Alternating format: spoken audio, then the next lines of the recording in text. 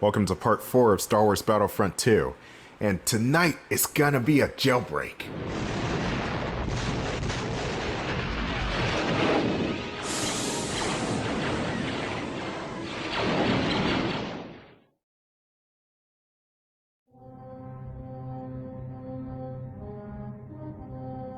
Once it was finally finished, the Death Star was the Emperor's favorite toy. It was also the most boring assignment in the galaxy for a stormtrooper. Tedious inspection drills, endless hours of guarding impregnable force field generators. Things got so bad that when a prison break erupted in the cell block, we were almost happy to have someone shooting at us again. If only we'd known what an embarrassing snipe storm we were about to wade into. We probably would have jettisoned the whole detention block into space.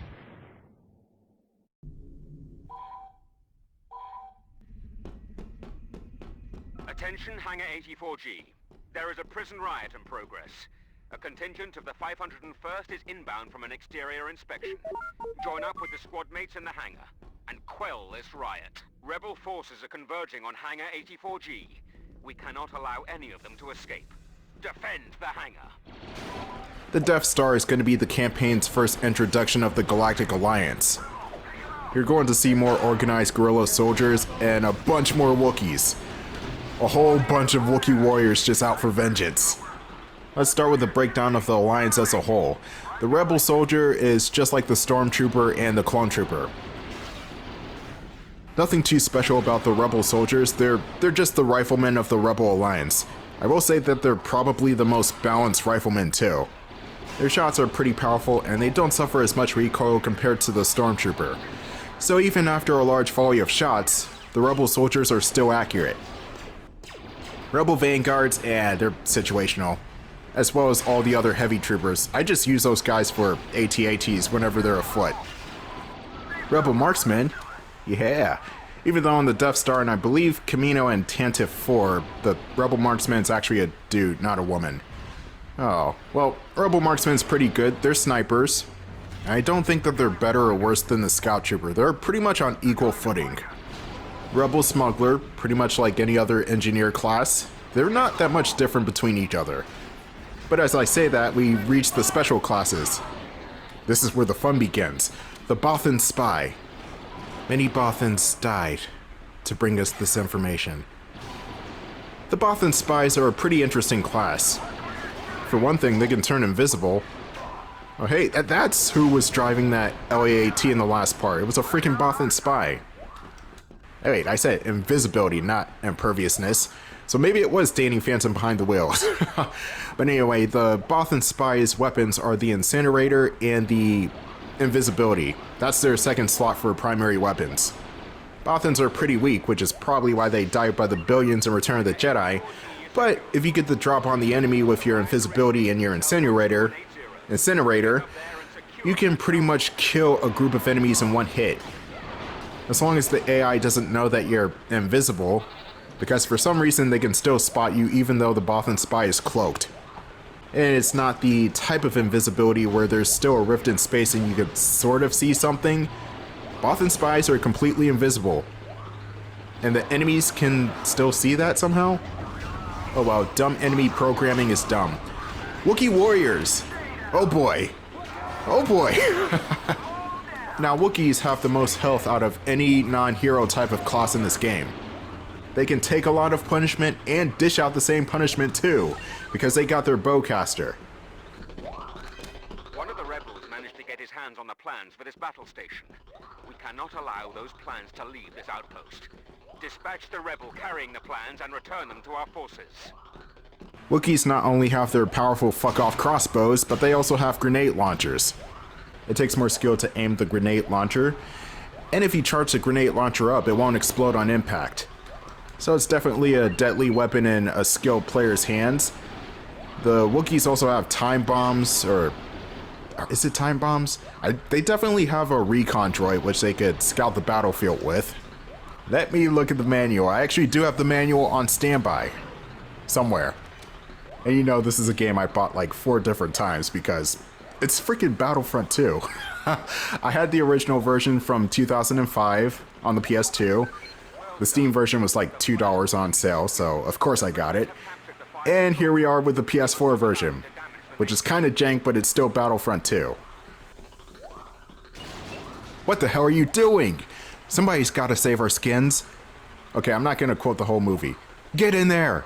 Get in there, you fluffy elf! I don't care what you smell. Okay, getting back on subject, oh, it's just a thermal detonator. So the Wookiees have standard grenades, basically. Why do I think Wookiees had time bombs? It's probably because Chewbacca has time bombs as a weapon. Yep, yeah. That's the reason why. Freaking Chewie and his antics. Ugh. Actually, I don't think I've seen Chewie use time bombs in any of the movies. Maybe Episode 7, but this game came out long before Force Awakens did. They also jacked up Chewie's bowcaster in that movie too. Episode 7 bowcaster is overpowered. It is one of the best weapons in the Star Wars universe. You get shot by that thing, you're turning into a ragdoll. There's no escaping the bowcaster. Unless if you're Kylo Ren, but even then he still got pretty fucked up by the bowcaster. The fire control room is ours. The rebels have infiltrated Hangar 85G and are preparing to escape in one of the shuttles. Get to the hangar and take out that shuttle before it takes off. You got 3 minutes to destroy the shuttle before it takes off. Wait a minute, what happened to this thing's tractor beams? The Death Star is supposed to have a tractor beam. What happened? No, it doesn't matter. They probably shut the damn thing off like Obi-Wan did. We just gotta find and destroy the shuttle. I don't know where all these green lights are coming from all of a sudden. Maybe that's just the added reflections of the PS4 and PS5. Those weren't there in the originals. That's the one thing I think is better in this collection as opposed to the original. The added textures and the reflections, they look pretty good. The PS2 and even the Xbox versions had flat coloring for the most part. And that's not a knock at the PlayStation 2 and Xbox graphics. They look pretty good for the time, despite the faces. But like, you look at the wall or the floor and it's just one shade of gray or red or brown or something, and there's no other light source reflecting off of it despite there being a light source above you. Though I will say that the PS4 light sources can be a bit inconsistent because sometimes reflections just pop up out of nowhere. Anyway, we got a boss, a Jedi, Return of the Jedi. And he's dead. Man, you suck. Uprising has been crushed. Well done, Trooper. Lord Vader will be most pleased with your performance.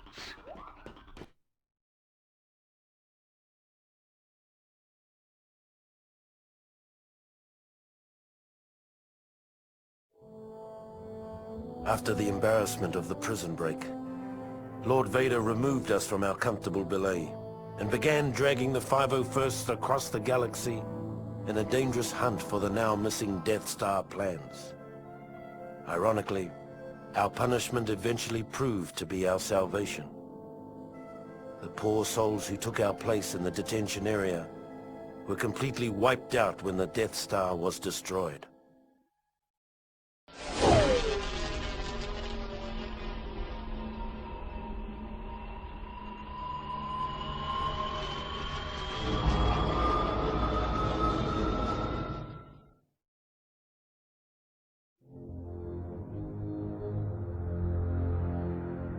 By the time of the raid on Polis Massa, the men of the 501st were starting to get a little sick of this so-called rebellion. In the past, we'd secretly enjoyed putting down a local insurrection or two. They kept the troops sharp and the Empire feared. But these rebels were different. They were organized, they were growing, and they were everywhere.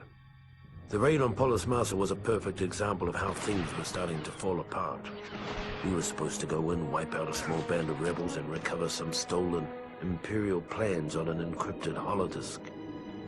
Before we knew it, we were nearly overrun by rebel forces, with the holodisk nowhere to be found.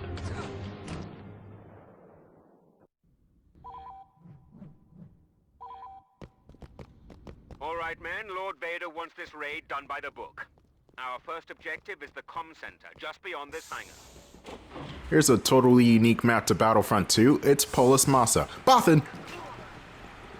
That Bothan died trying to give us information. He was part of the Rebel Alliance and a traitor. Take him away! But sorry, he's a dead corpse. Take the dead corpse away. It smells. But what was I saying? Polis Massa is actually one of my favorite maps in this game because of just how insane it is. Look at all the grenades and all the chaos. Where Battlefront 2 excels over Battlefront 1 is the moment-to-moment action. Pretty much cramped hallways and close quarters combat. It just makes for a fun time. The sequel does compromise some of the scale of the maps from the first game, because you'll notice that the maps in this game, or at least the new maps, are a bit smaller. Or at least it feels that way because you can sprint now.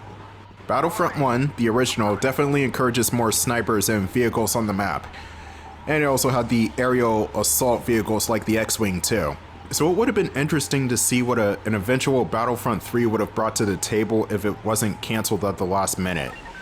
Damn it, EA! Actually, can I even blame EA for this? I don't think I can. Even though I really want to.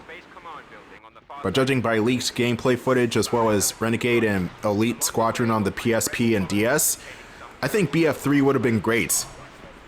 But we'll never know. Battlefront 3, as well as 1313 and Imperial Commando, are the Mega Man Legends 3 of Star Wars.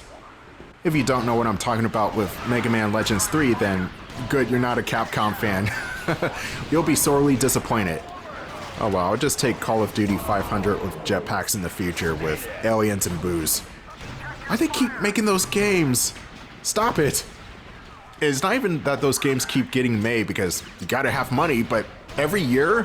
Seriously? Every year? Honestly, you could have said the same thing for Sonic the Hedgehog in the 90s and 2000s, but at least Sonic the Hedgehog mixed up the gameplay. For better or worse, they mixed up the gameplay at least. Hell, you could say the same thing for what I'm playing right now, Star Wars. But again, mixed up the gameplay. Sometimes it's a first-person shooter, other times it's a flying game, other times it's a sword fighting game. Shit. Masters of Terras Kasi? Awful fighting game. I would much rather play Soul Calibur, but it was interesting at least. And with that, I don't think we've ever gotten another Star Wars fighting game again. Or did we? Maybe it was a Clone Wars game. I'm not too familiar with the Clone Wars branch of games. I'm talking about the CGI cartoon. And again, they mixed up the formula. The Clone Wars branch of games were different than the actual real branch of Star Wars games. Which is why I'm interested to see what Star Wars Outlaws brings to the table.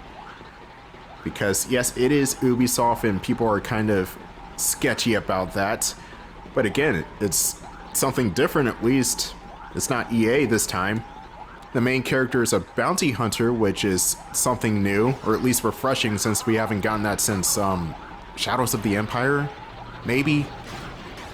And it's open world for one thing. Finally, we got an open world Star Wars game. You see, this new era of Star Wars games is going to be decent. Let's face it, we're not going back to the 2000s in terms of quality. In the past 10 years, the only super good Star Wars games are Jedi Survivor and Jedi Fallen Order. Battlefront 1, EA was okay. Battlefront 2, EA was decent, I guess. Squadrons was kind of meh. Let's just hope Ubisoft and whatever company takes on Star Wars next, as well as EA for the eventual Jedi 3 does well, because I'm counting on them.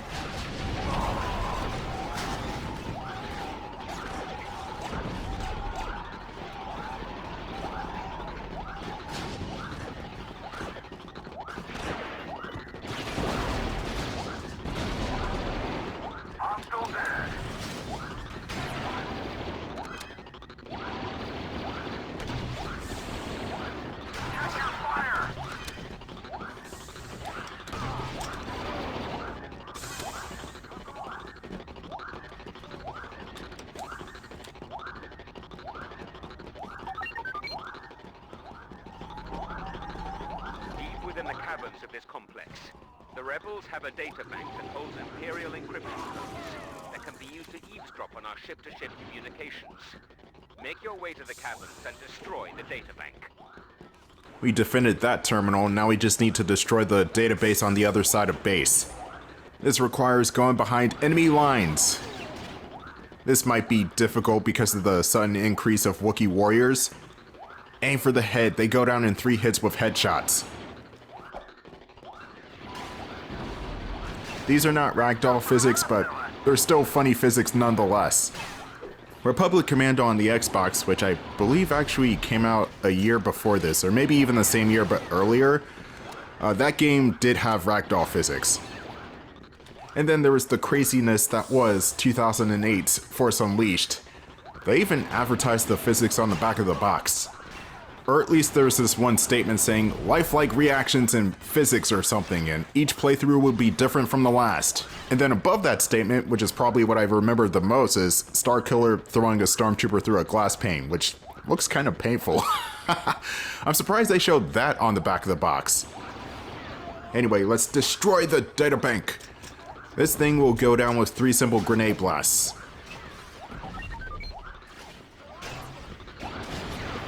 I've got good news and bad news. The good news is it's time to get off this dreary rock. The bad news is rebels have taken over the hangars. We'll have to fight our way out. In the meantime, when we were destroying the database, the rebels took it upon themselves to capture the hangar.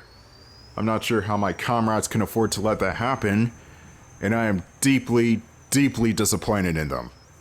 So there are 2 ways to go about this. You can either go through the front door, which means going all the way back through the base, or you could just skim the outskirts of the base and take the shortcut.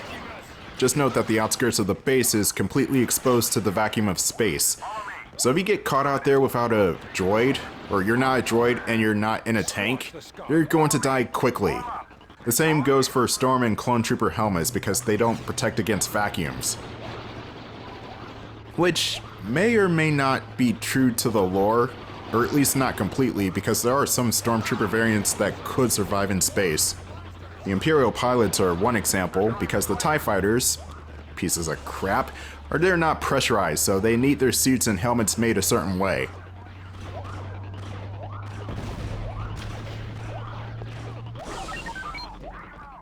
Our raid is a success. And even though the holodisc didn't have the plans we're looking for, it will lead us to someone who does.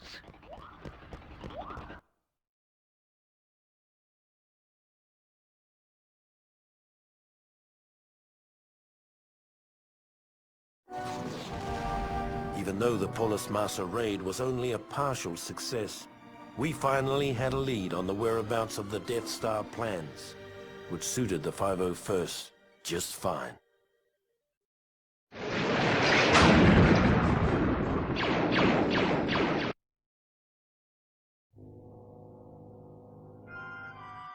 With the information gathered on Polis Massa, Vader concluded that the stolen plans had been given to Princess Leia Organa of Alderaan. We weren't surprised. For all their talk of being a peaceful planet, Alderaan had been thumbing its nose at the Empire for years.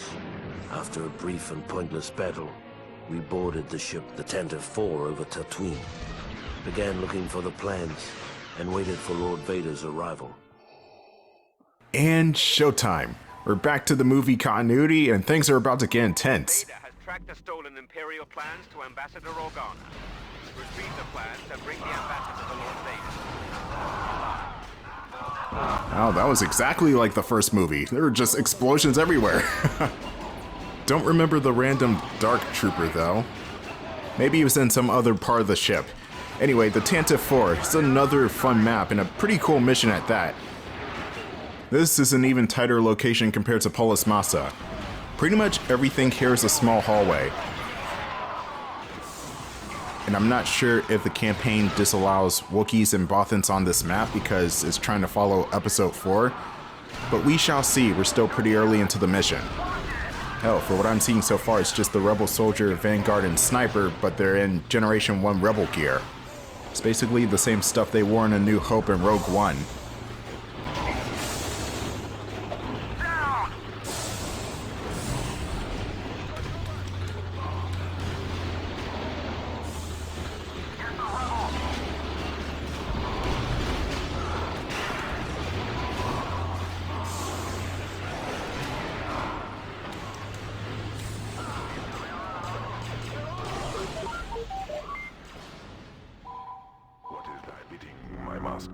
Head to the tech room.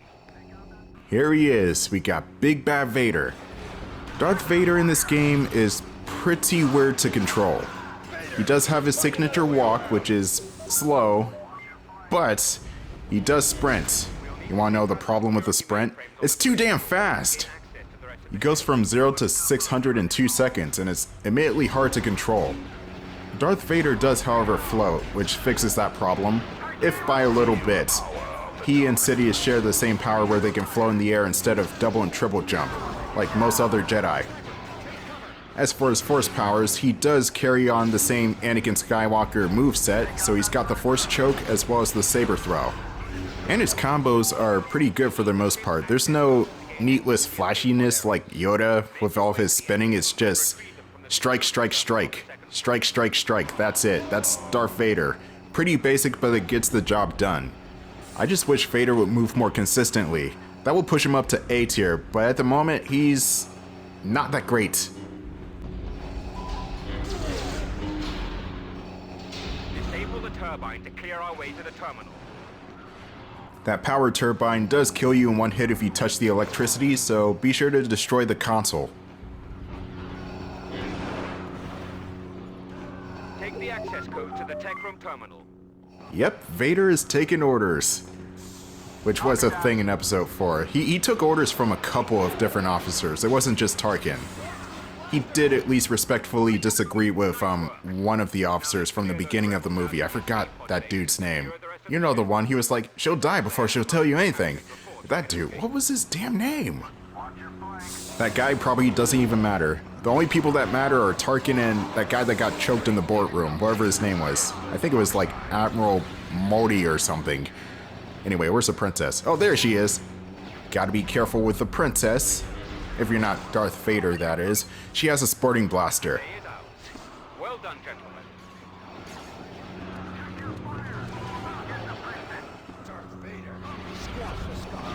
Looks like that's gonna do it for part 4. Stay tuned for the finale of Star Wars Battlefront 2. Peace!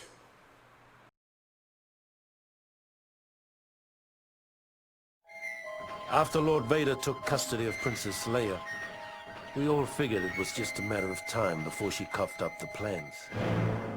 Many of us had been unwilling witnesses to Vader's powers of persuasion in the past. The thought of a pampered little princess resisting his terrible will was inconceivable.